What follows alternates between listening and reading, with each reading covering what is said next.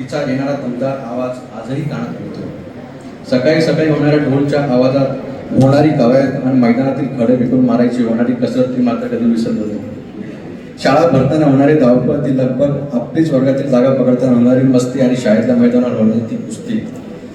रोज सकाळी खड्या आवाजात प्रार्थना म्हणायचा आणि हळूच एकमेकाला धक्काऱ्या डोळे तिरके करून कोण असतात ते बघायचं.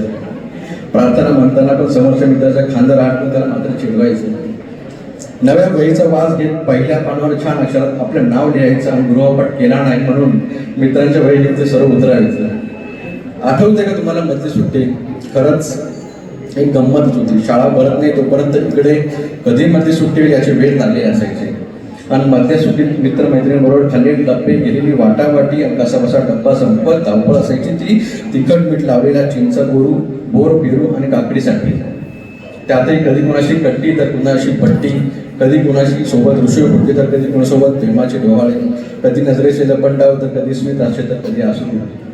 आठवते का परीक्षा सुरू होण्याच्या एक दिवस पहिला केलेला अभ्यास आणि दुसऱ्या दिवशी पेपर सुरू होण्याआधी लागणारा श्वास. परंतु बाळगलेल्या जागा बरा जोड्याला वादोड्या मात्र आठवणी व्हायच्या खास.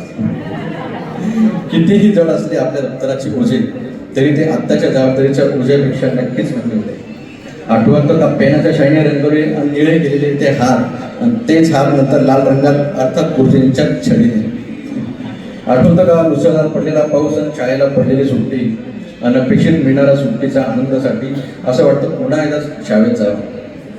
आठवतं का तो खेळाचा तास खो खो पासून लंगडी पळीपर्यंत फार दमून जायचं पण कधी कंटाळा नाही. खरंच मात्र खेळाचा तास आला की कधी संपूच नाही असं वाटायचं.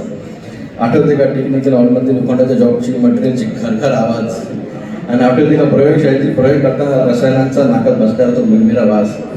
आठवतं का मॉनिटर म्हणून आपल्याच मित्रमैत्रिणींना मास्तर असल्यासारखे तोरा दाखवायचे, जणू काही मुख्याध्यापक त्याचे मामाच असायचे.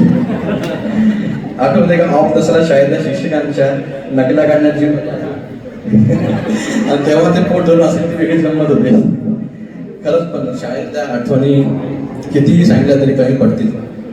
मलाच काय आपल्याला काय अशी हजारो लाखो विद्यार्थी तिने घडवले अशा लाडक्या शाळेचे मी कायम गुणात राहील. अविरत शिक्षणाचा, ज्ञानाचा वसाहतीतील विद्यार्थी घडवण्याचे महान कार्य करत असलेली माझी तरुण शाळा आणि आजही 27 वर्षानंतर तिची हरवलेली पाखरं आज एकत्र आली आहे. त्याचे श्रेय मला आपल्या शाळेला द्यावशी वाटते. खरंच आपली शाळा म्हणजे एक पवित्र ज्ञान मंदिर होती, आहे, राहणार. अशा मंदिराला आणि तेथील समस्त गुरुजी वर्गाला माझा कोटी कोटी